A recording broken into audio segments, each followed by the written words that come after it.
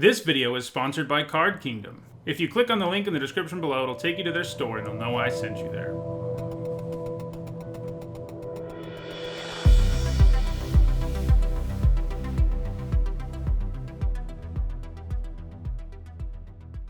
Hi everyone, I'm Need Sahone, and it's Wednesday, so that means it's time for another MTG Top 10, the series where I rank cards based on their historical performance at Magic's highest level of competition. This time around we're looking at a creature type, Shaman. Shamans appear in every color, but they are the most common in green and red, and they are generally creatures with magical abilities related to nature. Right now, there is very little in the way of tribal support for Shamans. All there is, actually, is Thornbite Staff. Despite this, Shaman is one of the most plentiful creature types in this whole game, with 417 cards either having the Shaman type or creating Shaman creature tokens. That's good enough right now for it to be the 10th most plentiful creature type in this whole game. The other 9 creature types that make that list right now have all received considerable tribal support: human, wizard, warrior, soldier, elemental, spirit, zombie, cleric, and beast. And there are actually more Shamans right now than there are elves or goblins. That, combined with the fact that we have a Dungeons & Dragons themed set in our near future, makes me think that Shaman Tribal will be coming out some point soon. So I thought it would be a good time to take a look at the 10 Shamans that have made the biggest impact on competitive Magic, and as we'll see, Shaman is actually a very stacked creature type. Before we get started, there's a quick reminder on how I score cards in these videos. A top 8 at a Pro Tour, Players Tour, Mythic Championship, Mythic Invitational, Legacy or Vintage Championship is worth 2 points, and a top 8 at a Grand Prix or Magic Fest is worth 1 point. Alright, let's get to number 10. At number 10, it is Kiki Mirror Breaker, a legendary Goblin Shaman. Kiki comes with the ability to make token copies of creatures that have haste, and this has made him pretty great at enabling combos. Kiki was printed way back in 2004, but he wasn't played at all in Block or Standard. However, he did start seeing play in Legacy in 2007 when he was part of the super broken Hulk Flash deck. This deck utilized Protean Hulk to quickly assemble combo pieces that could win the game right away. I've gone in depth on that combo in several other videos, so I'm not going to do it again here, but suffice it to say that Kiki's ability to make copies of creatures enabled the deck to do as much damage as it wanted to when it got the combo pieces into play. That deck was quickly banned out of the format, and Kiki hasn't gained points in Legacy since 2007. However, once the modern format was created in 2011, Kiki found a format where he could thrive. There he was played in Splinter Twin decks. While plan A for those decks was usually to use Splinter Twin on a Deceiver Exarch or Pestermite and win the game with a million tokens, plan B was to use Kiki in place of a Splinter Twin, which gave the deck some redundancy. Like Twin, he could allow you to make as many tokens as you wanted, since each copy you made of the Exarch or Pestermite would allow you to untap Kiki. Kiki was also played in Birthing Pod decks, which ran several creature-based combos since it could search up whatever creatures it wanted almost at will. In those decks, the plan was Kiki plus Restoration Angel, which would allow you to make a million copies of the Angel. Eventually, Splinter Twin and Birthing Pod got banned out of Modern, and that has really slowed Kiki down over the last several years. Kiki has never been banned himself, but he's been part of the reason that cards like Birthing Pod, Splinter Twin, and Flash all got banned. In Modern these days, he does see some play in Court of Calling Toolbox decks, which play Kiki for the same reason he's always been played: he helps you combo off. While he doesn't have any points since 2018, I'm reasonably confident he'll get more points in the future. At number 9, it is Elvish Visionary, which is certainly the least complicated card on this list. It's a 2-mana 1/1 that cantrips. That's it.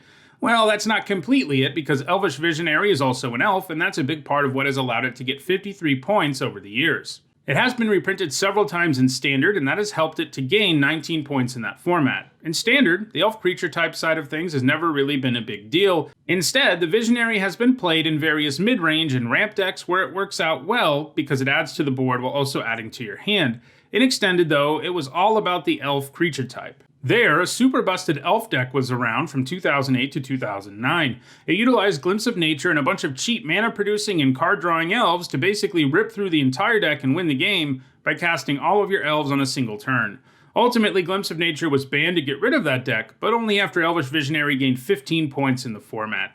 The Visionary has also been played in tribal elf decks in Modern and Legacy. Its most recent points came in 2020, and it's likely it will gain more in the future, especially in Legacy. At number 8, it's Thrawn, the Last Troll. This troll is pretty hard to deal with. He can't be countered, he has hexproof, and he can regenerate.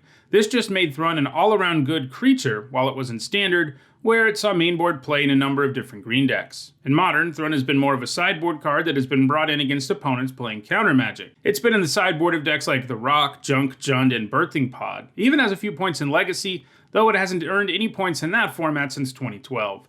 Thrawn isn't seeing much play right now, but it's hard to assume that Thrawn will never gain any more points. At number 7, it is Reclamation Sage, a shaman that disenchants something when it enters the battlefield. That means when this has a target, it's usually going to give you a 2-for-1, and it's the kind of 2-for-1 where you subtract from your opponent's board while adding to your own.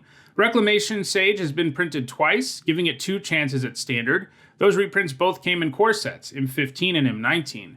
The first standard it was part of was loaded up with enchantments, since Theros block was legal in the format, and there were also key artifacts lying around like Whip of Erebos. As a result, if you were playing green, you probably should have considered running the Sage somewhere in your 75. It didn't make quite as much of an impact off of its M19 reprint, but it gained a few points as a result of being able to blow up cards like Legion's Landing and Treasure Map. While it didn't gain a ton of points in Standard as a result of that M19 reprint, the printing did make it legal in Historic, where it's been a key sideboard card because of its ability to deal with things like Bolas' Citadel and Witch's Oven. It's been played the most in Modern though. Over the years, there have been some pretty sweet toolbox decks in the format, like those I mentioned earlier when talking about Kiki. They can search up whatever they want, whenever they want, more or less, and getting the Sage at the opportune time can be quite powerful. Reclamation Sage also has a few points in Legacy where it's appeared in the sideboards of the Rock and Dark Depths. At number 6, it is Sakura Tribe Elder, a shaman who is one of the best ramp spells there is. It doesn't have good stats, of course, but the fact that this snake can come down, block, and sacrifice to search up a basic land is a great deal.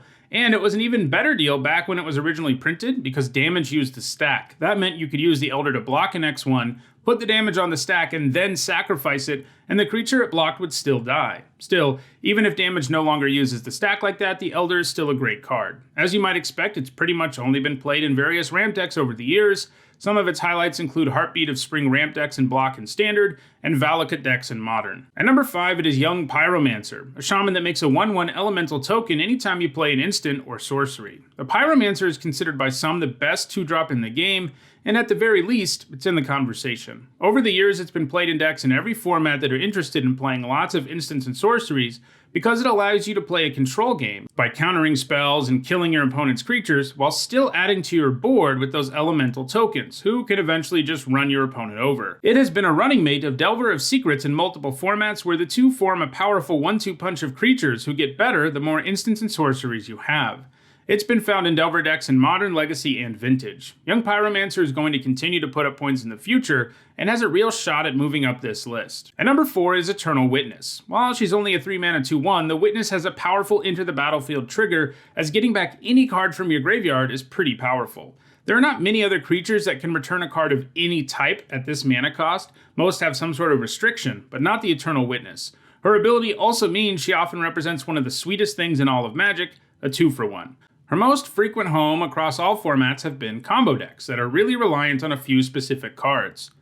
The Witness gives these decks a way to get back a combo piece that might have been removed. In Standard, for example, she was played in Astral Slide decks that really needed that enchantment to be doing its thing. In Extended, she was played in Alurin and Doron decks, which, as you might imagine, were highly reliant on their eponymous cards. As a result of that synergy, she's also played in Legacy Alurin decks. Modern is where she's done the most work though, largely in toolbox decks, I guess shamans like toolbox decks, that can tutor up creatures in their library with ease.